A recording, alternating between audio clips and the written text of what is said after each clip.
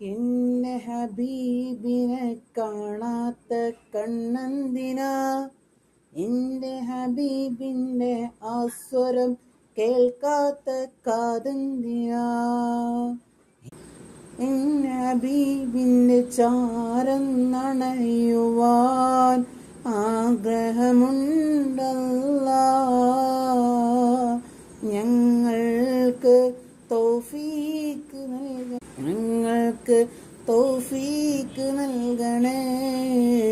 N കുടുംബക്കാരെല്ലാവർക്കും റൗള ഷരീഫിൽ പോയി സലാമൊന്ന് പറയണേ. അസ്സലാമു അലൈക്കും യാ ഹബീബി, അസ്സലാമു അലൈക്കും യാ ഹബീബി.